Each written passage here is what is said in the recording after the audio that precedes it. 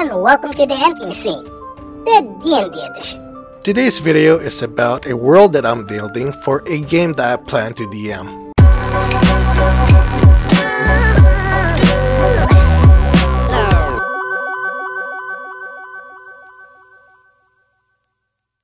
So Anthony, how's that DM thing going for you?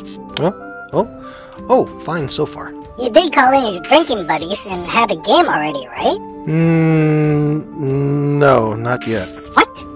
What are you doing? Call them up now, get lots of beer, order some pizzas, and get it over with. No, it's not that simple for a dungeon master. I need to prep and do some world building. World building, you say? That sounds very daunting. World building is the process of constructing an imaginary world, sometimes associated with a whole fictional universe. Developing a fictional setting with cohesive qualities such as a history, geography, and ecology. You will also need to think about maps, timelines, family trees, characters, locations, and many more. Anthony, are you truly set on taking such a task? Yeah, what he said. The dumb dragon has a point. Just follow the modules from the books.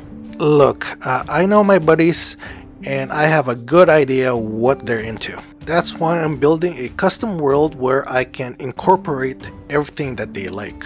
Also, we don't have time to do a campaign that might take months to finish. So my plan is to create different one-shots in one world that might have an overarching story, just in case they do agree to having a game night once in a while. And besides, I find that writing homebrews like this is kind of fun. So here's what I have so far.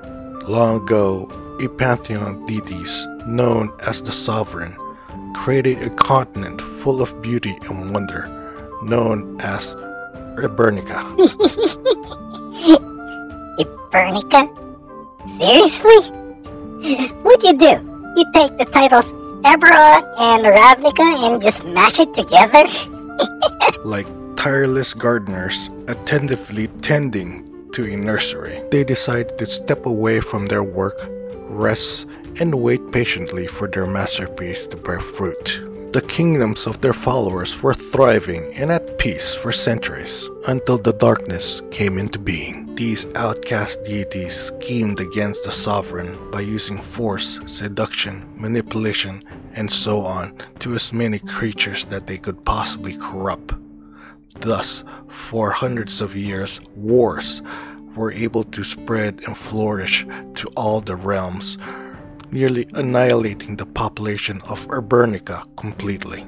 Eventually, the chaos subsided, and what was left of the old world were the 10 blessed houses and the guilds that they supported. These houses, along with the guilds, were able to rebuild large cities, but far between them lies nothing but wastelands, where survival is all what matters. As these cities grow, so does the lust for power and dominance. Alas, trouble brews in the shadows yet again. Will this finally totally destroy Ebernica? So, you have rivaling factions in each city, and each city is vying for political control? Interesting, but convoluted. Well, yes it is, but it is a work in progress. The one-shots I'm planning so far are stories based on the American Prohibition of the 1920s, well into the 1940s during World War II. But all of it is set in a Victorian era, post-apocalyptic backdrop. That's so complicated and nerdy. Good luck with that. Well, thanks for watching this video. Don't forget to like, comment, and subscribe. And we hope to see you in the dungeon someday.